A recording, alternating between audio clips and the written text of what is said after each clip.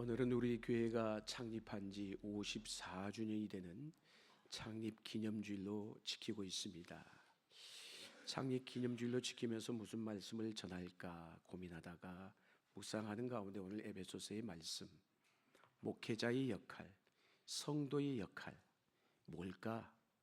우리 교회에서 각자의 역할이 있을 텐데 그 부분을 함께 말씀을 나누고자 하는 것입니다. 교회란 무엇일까? 우리가 교회를 다니고 있지만 교회를 알면은 교회의 가치와 교회의 기중성을 깨닫게 되지요, 여러분. 그러면서 교회 다니는 의미를 찾을 수가 있습니다. 근데 교회 다니는 의미가 없이 다닌다면 신앙생활에 기쁨이 있을까요? 없죠. 처음 주님께서 의도하셨던 교회가 우리가 생각하는 것보다 훨씬 더 크고 신비로운 걸 아십니까, 여러분? 그리스도의 몸이라고 오늘 말씀에도 표현되고 있는데 그리스도의 몸은 어떻게 세워지는 것일까? 우리가 자칫 잘못하면은 우리의 열심으로 그동안 우리의 믿음의 선배들이 땀 흘리고 수고하고 눈물의 기도로 세운 이 교회가 죄송하지만 우리의 열심으로 허물어뜨릴 수도 있다는 걸 여러분 아셔야 됩니다. 무슨 얘기냐? 인간적인 열심 좋아요. 열심히 해야 됩니다. 그러나 인간적인 열심은 언제나 위험성을 가지고 있다는 것이에요. 사도 바울이 오늘 에베소서를 말씀을 통해 교회론에 대해서 얘기하면서 뭘 강조하느냐? 교회의 하나됨을 강조하고 있어요. 교회는 조직체가 아니라 생명체라는 거예요. 그리스도의 몸은 생명체의 하나됨을 지켜갈 때 교회가 교회되게 되는 거예요. 그 하나됨은 그런데 획일성, 위에서부터 아래로 내려가는 것이 아니라 우리 교회 안에 있는 모든 구성원들이 똑같아요? 다 다르죠. 많은 이 다양성 속에서 다양하지만은 하나됨을 이루어가는 것이에요. 성도들이 각각 주님께로부터 받은 은사가 똑같지가 않잖아요. 그 각양의 은사를 가지고 다양한 곳에서 다양한 방법으로 섬기면서 하나님의 공동체 안에서 믿음의 조화를 이루어갈 때 진정한 교회가 되어가는 것이에요. 할렐루야. 자, 오늘 말씀에는 교회의 직임에 대해서 말씀을 하고 있습니다. 11절 말씀을 보면 여러 직분이 열거되고 있죠. 거기에 보면 첫 번째 나오는 게 사도와 선지자예요. 여러분, 사도와 선지자는 구약과 신약의 시대에 있었던 직분으로 물어봅니다. 지금은 존재할까요? 지금은 존재하냐고요? 어려운 질문이었어요. 복음 전도자 역시도 마찬가지예요. 지금은 존재하지 않습니다. 복음 전도자 역시도 사도 바울 시대의 신약의 시대로 끝났다고 봐야 돼요. 무슨 얘기냐? 초대교회 시대에는 복음을 들고 순회하던 전도자들이 있었어요. 그렇지만 그런 유의 복음 전도자, 오늘날의 복음 전도자가 없다는 말이 아니에요. 그런 유의 복음 전도자는 오늘날에는 존재하지 않는다는 것이에요. 혹시 누가 자신을 가리켜서 나는 사도야, 나는 선지자야, 그러면 뭐예요? 이단인 거예요. 이단. 오늘의 시대는 사도와 선지자가 없습니다, 여러분. 오늘날 사도들과 선지자들은 존재하지 않아요. 그렇지만 그들이 남긴 뭐가 있을까요? 그들이 남긴 뭐가 있어요? 뭐가 있어요? 성경을 우리가 계승을 받았어요. 성경 한번 볼까요? 에베소서 2장 20절 말씀 같이 한번 읽겠습니다. 시작.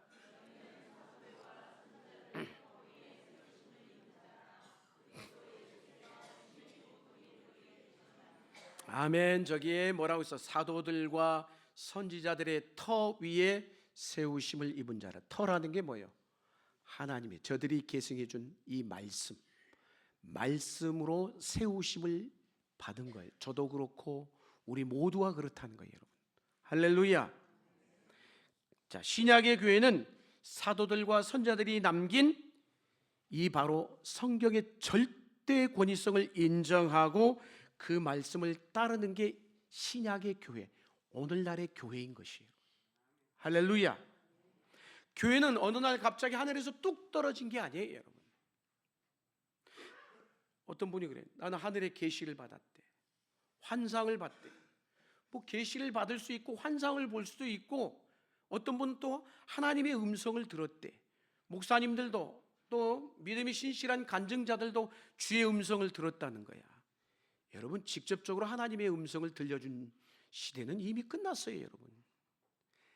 다만 우리가 예배하다가 기도하다가 말씀을 읽다가 보다가 감동을 받을 수가 있어요. 성령의 감동으로 하나님께서 이런 마음을 주실 때가 있어요. 감동의 마음을 주실 때가 있단 말이에요. 그러나 그건 역시도 어디에다가 비춰봐야 돼요? 철저하게 하나님의 말씀인 성경에 비춰봐야 돼요. 그러지 않으면 자칫 잘못하면 하나님의 말씀, 하나님의 음성이 아니라 내 음성으로 들리는 거예요. 자기 생각이 되는 거예요, 여러분. 우리는 이걸 조심해야 되는 것이에요. 그래서 성경에는 하나님의 말씀을 더하거나 빼지 말라라고 말씀했어요. 무슨 얘기일까요? 신구약 성경을 능가하는 이 시대의 새로운 계시, 새로운 환상은 더 이상 없다라는 거예요. 성경은 창세기에서부터 요한계시록까지 하나님의 말씀의 계시는 이미 종결을 지었어요, 여러분. 그런데 다른 것에서 찾으려고 하는 것, 이단되기 쉬워요. 사입이 되기 쉽다라는 거예요. 신구약 성경 66권으로 충분한 줄로 믿습니다. 그것을 조금 신학적인 표현으로 뭐라고 하냐? 계시의 충족성, 계시의 완전성이다라고 해요. 이미 하나님의 말씀은 요한계시로 끝났다라는 거예요. 교회는 이처럼 사도들과 선자들이 남긴 성경의 뭐를 인정하는 거예요? 권위를 인정하는 거예요. 말씀의 권위를 인정하는 거예요. 자, 오늘 본문에 언급되고 있는 직임들이 있죠. 직임들 다 다른 것 같지만 공통점이 딱 하나가 있어요. 오늘 각자의 직임들이 있는데 어떤 공통점이 있을까요? 모두 다 하나님의 말씀을 맡은 역할을 했다라는 거예요. 선지자도 그렇고요, 사도도 그렇고요, 복음 전도자도 그렇고요, 그리고 목사도 그렇고요, 교사도 그렇고요, 다 뭐라는 거예요? 하나님의 말씀을 맡은 역할을 감당했다는 것이에요. 중요한 건 뭐예요? 그래서 하나님이 세우신 것이에요. 저도 하나님을 세우셨기 때문에 이 자리에 서 있는 거예요. 내가 무슨 특별해서 똑똑해서 잘나서 여기 서 있는 게 아니에요, 여러분. 하나님이 세우셨기 때문에. 우리 교회 안에도 수많은 직분들이 있어요. 여러분이 잘나서 세워졌겠어요? 아니에요. 주님이 세우셨기 때문인 것이에요. 할렐루야. 이 말씀을 전하는 권위가 어디로부터 주어졌는가에 따라 모든 것이 좌우되게 되어 있는 것이에요. 11절에 연고된 직임 가운데 그러면 현재 남아있는 직임은 뭐만 있어요, 여러분? 목사와 교사만이 남아있는 거예요. 여기에서 목사와 교사, 교사? 분리된 것일까요? 아니에요. 하나입니다, 하나. 목사가 있고 교사가 따로 있는 것이 아니라 목사로서 교사의 역할을 함께 포함하고 있다는 것이에요. 목사는 무슨 얘기냐? 설교와 교사로서 가르치는 기능을 가지고 있어요. 목사의 직무가 뭘까요? 본문 12절에 아주 선명하게 설명하고 있죠. 목사의 직무 첫 번째, 성도를 온전케 하는 것이다 라고 있어요. 성도를 어떻게 하는 것이다고요? 온전하게 하는 것이다. 온전하게 하는 게 뭘까요? 자라나는 것을 의미하는 것이에요. 우리 믿음이 자라나야 되는 거잖아요. 자라나게끔 도와주는 역할을 하는 게 누구예요? 목회자라는 것이에요. 교회는 자라가는 성도의 수가 많아지거나 건물이 커져가는 것을 얘기하는 게 아니에요, 여러분. 성경이 말씀하는 그리스도의 몸이 자라가는 것은 성도들 여러분 한 사람 한 사람이 그리스도 안에서 온전하게 되어가는 것이에요. 이게 바로 교회의 부흥인 거예요. 그래서 온전함이란 뭘까? 우리가 이렇게 착각할 수, 온전함? 완벽한 것 아니야? 아니에요, 여러분. 완벽함을 얘기하는 게 아니에요, 여러분. 완벽하다라고 하면 여러분 여기에 앉아 있을 사람 누가 있어요? 아무도 없어요, 여러분. 저를 비롯해서. 완벽합니까? 안 그렇잖아요. 온전함은 완벽함을 말하는 게 아니에요. 뭐라고 했어요? 이 온전하게 하다는 원어적인 의미를 살펴보면 이래요, 여러분. 어떤 의미를 가지고 있냐? 첫 번째 의미는 어긋난 뼈를 바르게 맞추다라는 의미를 가지고 있어요. 무슨 얘기일까요? 우리가 생활하다 보면, 활동하다 보면 잘못 삐끗해서 뼈가 골절이 되거나 위골이 될 때 있어요. 그러면 얼마나 아프고 고통스럽습니까? 그래서 우리가 편하게 행동하지 못하잖아요. 그런 다치거나 상하게 되면요. 그 비틀어진 그 뼈를 고쳐놓지 않으면 아무것도 할 수 없어요, 여러분. 그렇지 않겠어요? 뿐만 아니라 이 온전함은 두 번째 어떤 의미를 갖고 있느냐? 그물을 깊다라는 말을 갖고 있어요. 여러분, 어부가 늘 하는 일이 뭐예요? 하루 가서 바닷가에 가서 고기를 잡고 나서 그걸로 끝내는 게 아니죠. 고기를 잡았던 그물을 어때요? 다 손질을 하잖아요, 여러분. 구멍이 나 있는지, 엉켜 있는지, 잘못되어 있는지 그걸 다 살펴보는 것. 이게 바로 그물을 깊는다라는 거예요. 구멍이 나 있으면 다음번에 가서 아무리 내려놔도 잡아도 소용이 없지요, 여러분. 그러니까 뭘 얘기하는 걸까요? 열심히 하는 것도 중요해요. 그러나 열심히 하는 것보다 더 중요한 게 뭐냐? 잘 준비하는 것이 중요한 것이에요. 할렐루야. 온전함이란 뭘까요? 잘 준비되어진 자로 세워져 가는 것이에요. 그러니까 우리가 성도를 온전케 하는 게 뭘까요? 표현하자면 목회자는 여러분들이 하나님의 쓰시기에 합당한 그릇으로 잘 준비된 자로 세워져 가는데 돕는 역할을 하는 거예요. 이게 목회자인 것이에요. 교회가 성장해 간다, 그건 다른 게 아니에요. 오늘 말씀에 비춰보면 뭘까요? 성도가 온전해져 가는 것이에요. 아, 우리 교회가 부흥하고 있어, 성장하고 있어. 그러면 숫자, 건물, 그게 아니에요, 여러분. 한 사람 한 사람이 그리스도의 사람으로 세워져 가는 거예요. 온전해져 가는 거예요. 성숙해져 가는 것이에요. 그게 교회의 부흥인 것이에요. 할렐루야. 교회가 그래서 가져야 될 가장 중요한 목표는 뭘까요? 우리 성도님 한 분 한 분이 온전해져 가는 게 목표가 돼야 되는 것이에요. 여러분의 신앙생활의 목표도 그래야 되는 것이에요. 즉 완벽을 향해 가는 게 아니에요. 완벽을 말하는 것이 아니라 성숙해져 가는 것을 말하는 것입니다. 옆에 분에게 선포합시다. 그리스도 안에서 성숙해져 가십시오. 아멘. 성숙함의 그러면 목표는 뭘까요? 그 성숙함의 목표는 그리스도에게까지잖아요. 그리스도가 돼야 되는 것이에요. 할렐루야. 그리스도를 닮는 것이죠, 여러분. 무엇인가 열심히 하는 사람은 참 많은데 그리스도를 닮은 사람은 보기가 드물어요. 쉽지 않죠. 기도를 열심히 하는데 오늘 보니까 옆에 상도에게 상처를 줘요. 그러면 기도를 아무리 열심히 하면 뭔 소용이 있겠습니까, 여러분? 봉사를 많이 하는 것 좋아요. 좋지만 더 중요한 게 뭐예요? 하나님의 사람다워져 가야 되는 것이에요. 하나님의 관심은 어디에 있느냐? 우리가 뭘 하느냐에 관심이 있는 게 아니에요. 하나님의 관심은 나의 변화에 관심이 있어요. 나의 어떤 변화? 그리스도에게까지 변화되어져 가는 것. 그것에 우리 하나님은 우리에게 관심을 갖고 계시다라는 것이에요, 여러분. 그러니까 여러분, 교회 걱정 너무 안 하셔도 돼요. 중요한 건 뭐예요? 내가 성숙해져 가면 교회는 자연히 부흥하게 돼 있어요. 내가 성숙해져 가면 교회는 자연히 숫자도 많아지게 돼 있어요, 여러분. 할렐루야. 그런 사람이 있는 곳에 사람이 모이죠, 여러분. 그러지 않겠습니까?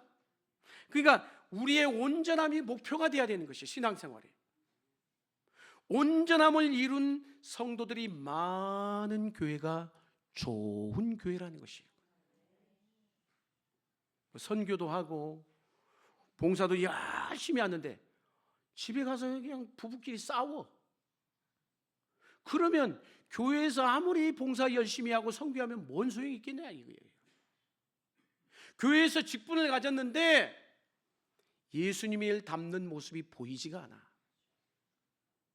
그러다면 그 사람의 신앙생활이 잘못 설정이 되어 있는 것이에요. 그래서 목회자가 해야 될 중요한 직임 중에 하나가 뭐냐?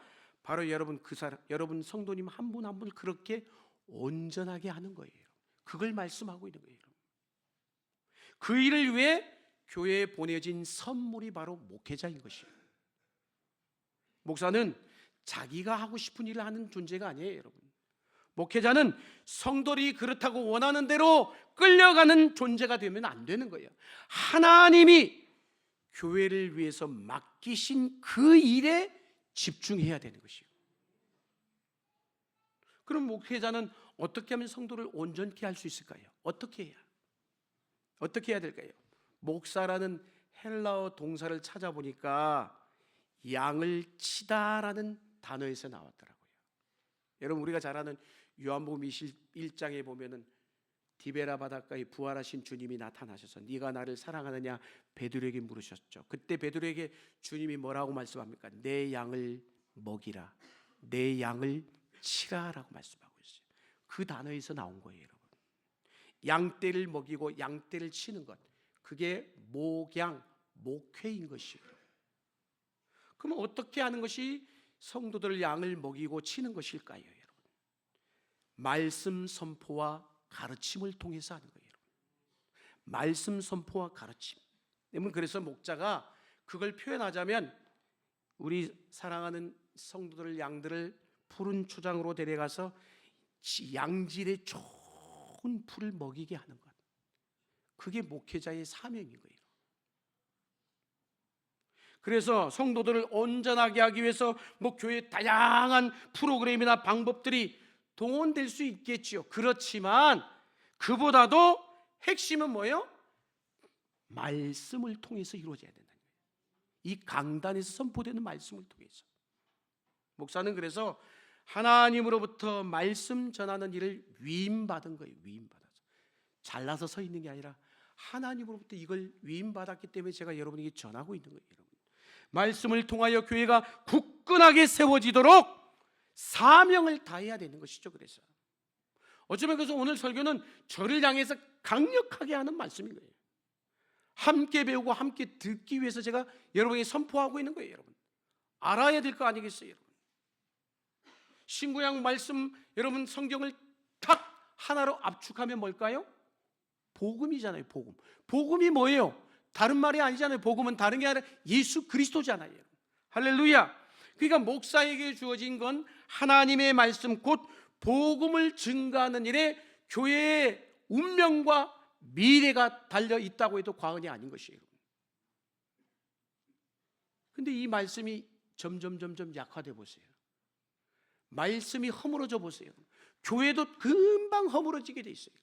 여러분 신앙생활도 약화될 수밖에 없는 거예요, 여러분. 왜 담임 목회자가 필요할까요, 여러분? 특히 장기 목회자가 왜 필요하냐라는 것이에요. 말씀이 꾸준하게 책임 있게 전해지지 않으면 많은 성도들이 영적 영양부실을 겪을 수밖에 없기 때문인 것이에요. 교회의 세속화, 교회 약화가 일어나는 곳에는 항상 그래서 징조가 있어요. 어떤 징조? 하나님의 말씀이 자꾸 뒷전으로 밀려요. 말씀이. 또 설교자가 말씀 자체를 선포하기보다는 세상의 어떤 생각이나 사상이나 철학, 이론을 전할 때가 있어요. 그러면 그때는 교회가 위기로 치닫는 거예요, 여러분.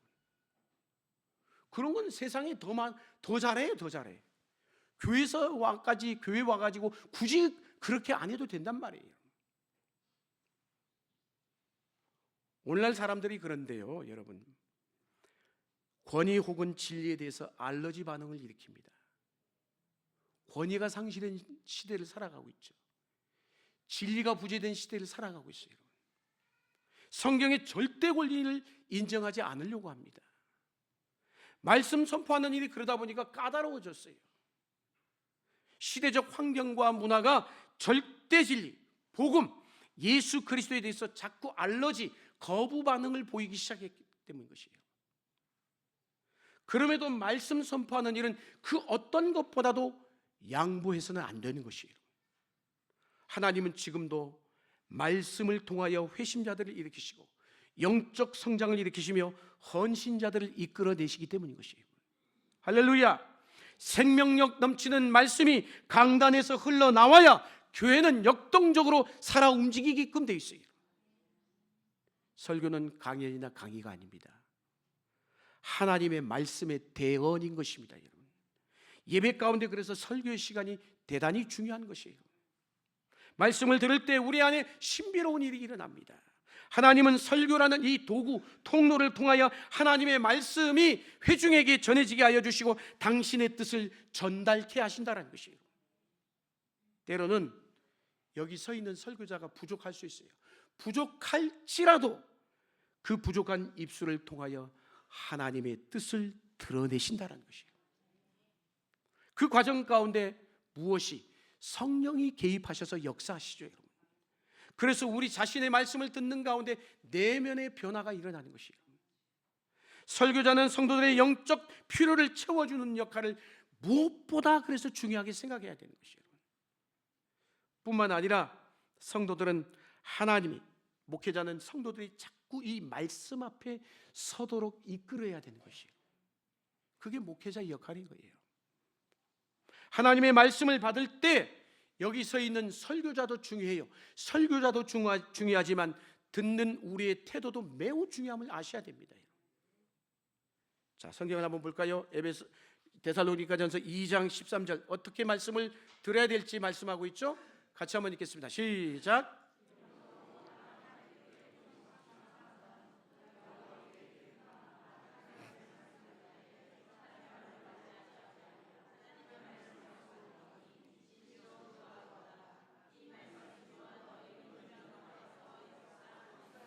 아멘. 설교를 사람의 말이 아니라 무엇으로 들어야 된다고요? 하나님의 말씀으로 들어야 되는 것이요. 하나님의 말씀으로 대할 때 그 말씀이 우리 안에 능력으로 나타나게 돼 있는 것이요. 말씀을 전하는 이와 말씀을 전하는 저와 말씀을 따로 보시면 안 돼. 하나로 묶어 보셔야 돼요. 분리하면 말씀을 받아들이기가 어렵죠, 여러분. 하나님의 말씀을 연구하고 전달하는 과정에서 성령이 설교를 준비하는 목회자에게 개입하시고 역사하신다라는 거죠. 또 말씀을 전하는 가운데도 마찬가지예요. 말씀을 듣는 이 현장 가운데 성령이 역사하시고 말씀을 받는 성도들 가운데도 역사하신다는 것이에요. 그러니까 설교자는 하나님의 입 역할을 하는 거예요. 대언이라고 하잖아요. 말씀에 대한 존중심은 설교자에 대한 태도에서 드러나게 돼 있어요. 설교자에 대한 존중의 마음이 없으면 말씀의 은혜를 입기가 어려워요. 우리가 신앙생활 오래 하신 분들 다 경험해 보셔서 알 거 아니겠어요? 여기서 있는 사람이 사람으로 보기 시작하면요, 어때요? 은혜 받기 어려워요. 대단히 어렵습니다. 설교자에 대한 존중의 마음이 없으면 은혜 받기가 그만큼 어려운 거예요. 교회 생활 가운데 그래서 말씀을 전하는 목회자와 좋은 관계를 유지하는 일은 내가 신앙생활을 은혜되게 하는 생활의 핵심 중에 하나인 것이에요. 저보고 잘하라는 얘기가 아니라 말씀을 잘 알아들으셔야 돼요. 새겨 들으셔야 돼요, 이 말씀을. 물론 말씀 사역자 역시 말씀을 전하는 일과 자기 삶의 일치를 위해 얼마나 저도 여기 서기 위해서 말씀을 전할 때마다 이 말씀이 성경이 그렇게 말씀하고 있어요. 근데 나는 전혀 아니야. 얼마나 힘든지 몰라요. 몸부림칩니다. 그 삶을 위해서 애쓰고 노력해야 됩니다. 여러분. 사도 바울이 쓴 서신서에 보면 그래서 자신의 사도직에 대해서 얼마나 강조합니까? 사도다라는 걸 강조하고 있어요, 여러분. 바울이 사도직을 지키고 강조한 이유는 다른 게 아니에요. 그가 전하는 뭐 때문에? 하나님의 말씀의 권위 때문인 거예요. 오늘 여기 서 있는 제가 중요한 게 아니라 제가 저를 통해서 나가는 하나님의 말씀의 권위가 중요한 거예요. 근데 그걸 사람의 말로 들어요? 물론 사도 바울이 그래서 사도직을 부정하고 훼손하려고 하는 것이 바울이 전하는 하나님의 말씀에 대한 훼손이었기 때문에 무엇보다 그걸 가지고 얼마나 씨름했는지 몰라요, 바울도. 왜? 사도 바울에게 사도권이 없으면 그가 전하는 말씀이 성도들에게 더 이상 영향을 줄 수 없기 때문에. 사랑하는 여러분, 말씀을 전하는 것이 목회자의 책임이라면 말씀을 말씀으로 받아들여야 할 책임은 누구에게 있어요? 성도들인 여러분에게 있습니다. 말씀을 잘 받아들이려면 말씀을 전하는 자와의 관계가 중요해요. 성경이 말하죠. 갈라디아서 6장 6절 말씀 같이 한번 읽겠습니다. 시작. 가르침을 받는 자는 말씀을 가르치는 자와 모든 좋은 것을 함께 하라. 아멘. 저 말씀을 또 오해하시는 분들이 계셔. 목사와 좋은 관계를 유지하라? 그 말이 아니에요, 여러분. 착각하시면 안 돼요, 저 말은. 하나님의 말씀을 가르치는 자와 분리할 수 없다라는 말인 거예요, 여러분. 목회자에 대한 긍정적 태도가 말씀을 듣는데 영향을 미치게 돼 있어요. 마음이 열려야 어때요? 말씀이 선포될 때 그 말씀이 하나님의 은혜가 그대로 흘러서 나에게 들어오게 돼 있는 것이에요. 참 좋은 목회자를 만나기 쉽지 않은 시대를 살고 있습니다. 그러나 여러분, 좋은 목사는요, 좋은 성도들 안에서, 회중 안에서 만들어지는 건 아십니까? 좋은 목사를 통해 좋은 교인이 만들어질 수 있는 것 틀림없는 사실이에요. 그렇지만 또 좋은 교인이 있어야, 성도가 있어야 좋은 목사가 만들어집니다. 누가 먼저인가 알 수 없는 역학 관계에 있죠, 여러분. 좋은 목사는 다 잘해야 하지만 우선순위가 있어요. 그건 뭘까요? 말씀 전하는 일인 것이에요. 무엇보다 말씀 전하는 일에 목회자는 성실해야 합니다. 맡겨진 양떼들이 배불리 먹도록 하는 일보다 더 우선되는 것이 없다라는 것이에요. 그래서 사도행전 6장 4절에 이런 말씀이 있죠. 한번 읽겠습니다. 시작. 우리는 오로지 기도하는 일과 말씀 사역에 힘쓰리라 하니. 아멘. 사도들은 말씀과 기도에 집중하는 것이 핵심인 것을 깨달았기 때문에 저 얘기가 나온 거예요. 목사는 목회만 하고 재정은 평신도에게 맡기라, 그 말씀이 아니에요, 여러분. 하나님의 말씀이 교회의 중심에 서 있어야 된다는 말인 거예요. 교회의 어떤 사역도 말씀과 분리되어 있지 않습니다, 여러분. 교회에 돌아가는 모든 것은 말씀의 원리 안에서 이루어져야 되는 것이에요. 그래서 사도행전 6장 7절 한번 읽겠습니다. 계속해서 읽습니다. 시작. 하나님의 말씀이 점점 왕성하여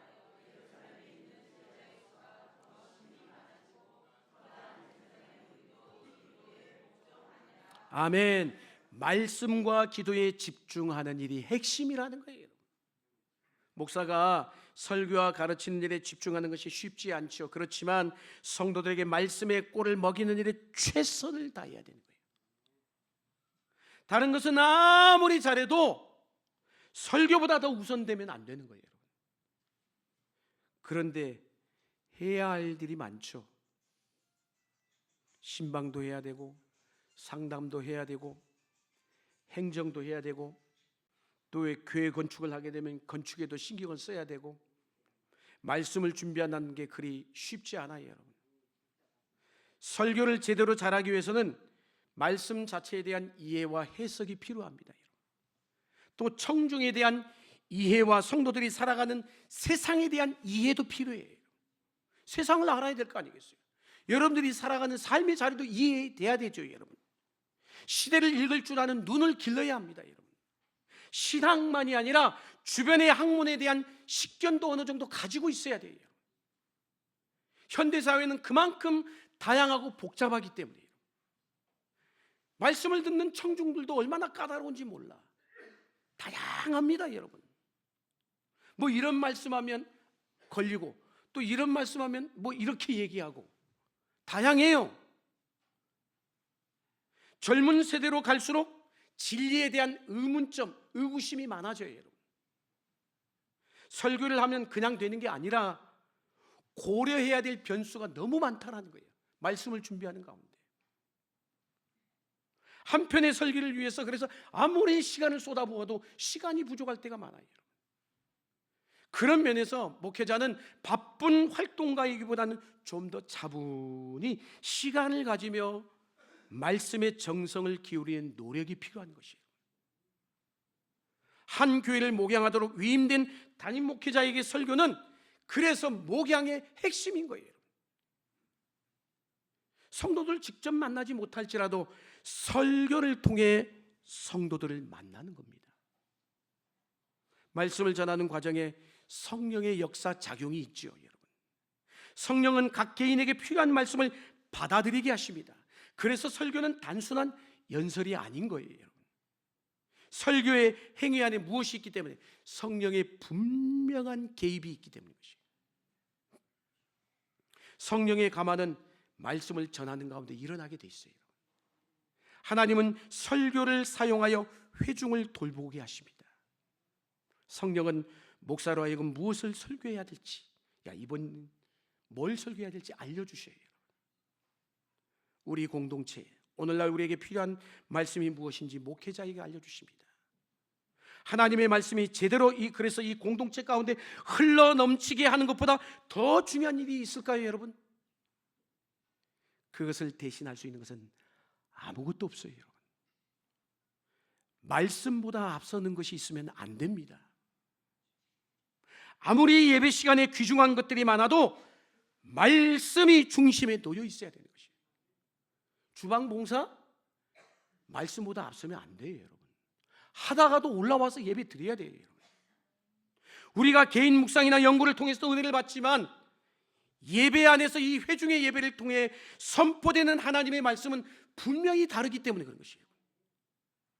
한 주간 제가 기도하며 선포된 준비된 말씀을 선포하기 때문에 그런 것이에요. 사랑하는 여러분, 우리의 영혼은 말씀을 먹고 삽니다.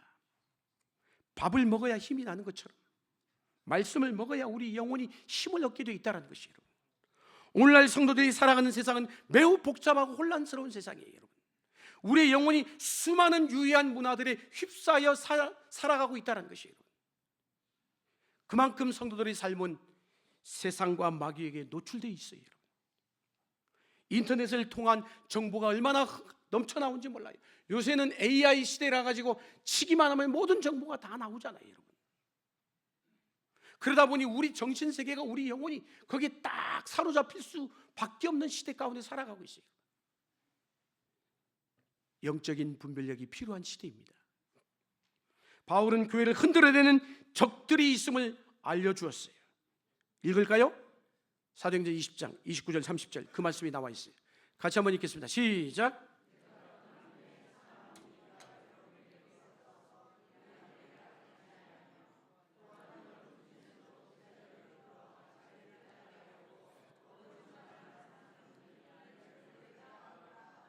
아멘. 사람들을 끌어들여 자기를 따르게 하려고 어그러진 말을 하는 사람들이 일어났다라는 거예요. 무슨 얘기일까요? 성도들이 말씀으로 무장하지 않으면 미혹을 받을 수밖에 없어요. 목사의 설교는 성도들의 영혼을 지켜내야 될 사명이 있는 거예요. 오늘날도 그렇지만 초대교회는 거짓 교사들이 얼마나 많이 일어나는지 몰라요. 아직 교리나, 왜? 그 당시는 교리나 신학이 정립되지 않은 때였기 때문에 그릇된 가르침으로 성도들의 영혼을 유린하는 것들이 곳곳에서 일어났어요. 성도들을 성숙으로 이끌지 않으면 유혹을 받을 수밖에 없는 거예요. 말씀 중심의 목회는 교회를 든든하게 세우는 일을 하게 돼 있어요. 바울이 에베소 교회를 떠나면서 에베소에 있는 지도자들에게 이렇게 당부하죠. 사도행전 말씀 20장 30절 같이 한번 읽겠습니다. 시작. 지금 내가 여러분을 주와 및 그 은혜의 말씀에 부탁하노니 그 말씀이 여러분을 능히 든든히 세우사 거룩하게 하심을 입은 모든 자 가운데 기업이 있게 하시리라. 아멘. 거룩하게 하심을 입은 모든 자 가운데 기업이 있게 하시리라. 바울이 교회를 떠나면서 에베소 교회 장로들 지도자들에게 부탁하고 있어요. 뭘 부탁하고 있어요? 조직을 강화하라, 행정에 힘쓰라 하지 않았어요. 교회는 다른 것이 필요한 것이 아닙니다.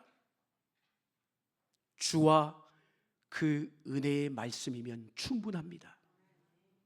교회는 주님이 붙드십니다. 어떤 교회가 강력한 교회일까요? 시스템, 건물, 잘 짜인 조직이 아니라 하나님의 말씀이에요. 성도들 여러분 한 분 한 분 안에 말씀이 단단히 새겨져 있다면 이 세상 그 어떤 것도 우리 성도들과 교회를 흔들어 댈 수가 없어요. 여러분. 하나님의 말씀이 내 안에 제대로 새겨져 있을 때 결국 그 말씀이 우리를 교회를 붙들고 가게 돼 있어요. 온전하게 된 성도들이 그러면 해야 될 일이 무엇일까요? 결론의 말씀이에요. 12절 말씀 같이 한번 읽겠습니다. 시작. 이는 성도를 온전하게 하여 봉사의 일을 하게 하며 그리스도의 몸을 세우려 하심이라. 아멘. 굉장히 중요한 핵심이에요. 저기 보세요. 목사가 봉사해요? 아니요. 목사가 봉사하는 것이 아니라 누가 봉사해요? 성도가 봉사하는 거예요. 목사의 역할은 성도를 온전하게 하는 역할인 것이에요. 모든 성도가 봉사하도록 훈련해야 되는 것이죠. 바울이 말하는 교회는 모든 성도가 사역자가 봉사자가 되는 것이에요. 오늘날 교회의 모습은 목사가 사역하고 성도들은 사역의 보조적 역할을 하거나 관중이 되어 있어요. 구경꾼이다. 결국 과중한 임무로 탈진하는 목회자들도 얼마나 많은지 모릅니다. 목회자가 열심히 사역하느라 과로할 수 있습니다. 그러면 문제는 성도가 해야 할 일까지 맡아함으로 과로하게 된다면 주님이 의도하신 진정한 교회의 모습이 아닌 것이에요. 목사가 올라운드 플레이어가 되면 안 돼요, 여러분. 성도들을 온전하게 함으로 하나님의 나라를 위해 뛰는 선수들로 만들어가야 되는 것이에요. 목사가 아무리 열심히 뛰어도 절대 소수입니다. 목사는 교회 99%가 성도들이잖아요. 소수의 전문 사역자 중심이 아니라 평신도들이 교회 봉사의 사역의 주체가 되어야 되는 것이에요. 그것이 주님께서 우리에게 은사를 주신 이유인 거예요. 목회자들은 성도들에게 사역의 많은 부분을 위임해야 합니다. 목사만 열심히 하는 교회, 좋은 교회 아닙니다. 좋은 목사가 있는 교회가 좋은 교회가 아니라 좋은 성도들이 많은 교회가 좋은 교회인 것이에요. 교회 99%인 성도들이 모두 다 하나님의 부르심받은 소명자로 살아가야 되는 것입니다. 성경이 말씀하고 있는 교회의 본 그림은 모든 성도들이 소명자로 사는 거예요. 축구로 비유하면 목회자는 감독 혹은 코치의 역할을 하고 성도들은 선수예요. 선수. 세상 사람들은 관중이에요. 근데 왜 우리가 관중이 돼? 거꾸로. 세상의 사람들이 우리가 어떻게 뛰고 무엇을 위해 뛰는 선수들인가를 보고 있습니다. 여러분. 교회가 연합을 잘하는지 혹은 교회가 얼마나 세상에 필요한 믿음의 공동체인지 눈여겨보고 있어요. 세상의 교회를 어떻게 보고 어떻게 평가하는가 중요합니다. 세상과 동떨어진 교회가 되면 안 되는 것이에요. 하나님이 이곳에 우리 교회를 세우신 이유가 분명히 있다라는 거예요. 목사님 말씀을 통하여 성도들이 교회 안과 밖에서 어떻게 그리스도인으로 살아야 될지를 가이드하는 역할을 목회자에게 맡겼어요. 하나님의 말씀을 전하는 이 직무를 감당함으로 주님의 몸된 교회의 성도들을 온전하게 하는 일에 힘써야 합니다. 하나님의 공동체를 세워가는 일에 모두가 예외 없이 부름받았다는 사실을 기억하시길 축복합니다. 나에게 주신 그 은혜의 선물을 따라 주신 그 은사를 사용하여 이 세상과 이웃에게 복받는 일에 쓰임받는 저와 여러분 되어줄 수 있기를 주의 이름으로 간절히 축원합니다. 기도하시겠습니다.